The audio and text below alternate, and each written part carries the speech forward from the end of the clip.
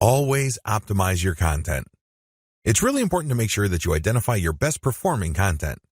This is not easy to do with Twitter.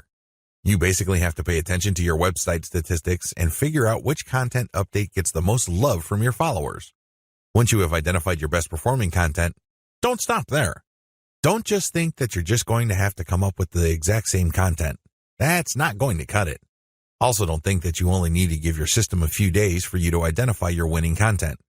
Here's the system that I use. Regardless of whether you are completely automating your system or you're manually doing engagements, you need to do the following as far as content optimization goes on Twitter. Step 1. Start with randomly selected content. Now, please understand that this content must be top content. Look at the reverse engineering section that I mentioned earlier in this training. You should know how to spot objectively good content. Once you're able to do that, create a massive list of all that type of content and then randomly select this content and publish it on your Twitter feed. Again, you can use Hootsuite or Social Oomph or some other content scheduling software. Let this piece of content run until a few weeks pass.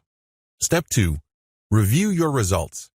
If you give the system enough time to tweet and keep republishing stuff that you have tweeted before, certain patterns should emerge. With enough time, you will get rid of false positives. These are content types or themes that you think are winners. It turns out that they're statistical flukes. Their success, statistically speaking, is just coincidental. With a few weeks, however, of running time, you should get a clear understanding of which of your content are real winners. Step 3. Focus on what works. At this stage, you should have a clear understanding of what truly works. These tweets are no joke. If you tweet this type of content, you can rest assured you will get quite a bit of engagement and click-through from your Twitter feed. You need to create more of this type of content. If you don't have the time or resources to do that, you should find other third-party content that is just like your winning content. Focus on what works. Scale it up. Pair it with your squeeze page tweets. Pair it with your content that leads to ads or other conversion devices on your website. Whatever the case may be, you need to focus on what works and scale up once you've identified reliably productive content. Again, this takes time. This is not something that you identify overnight. You have to let the patterns play out. You need to let the statistical flow of your traffic even out over a long enough period of time.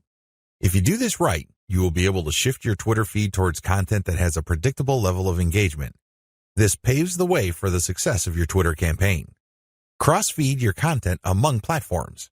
If you notice that you have winning content on Twitter, don't just leave it at Twitter. There's a good chance that people on other platforms would appreciate that same content.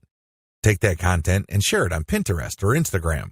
If you are sharing third-party videos and they do really well on Twitter, share them on your YouTube channel. Whatever the case may be, cross-feed or cross-pollinate your content among different social media platforms. There's a lot to choose from. There's Pinterest, Instagram, YouTube, Facebook, Reddit, and Quora, among many others. Mix and match. Pick your very best content.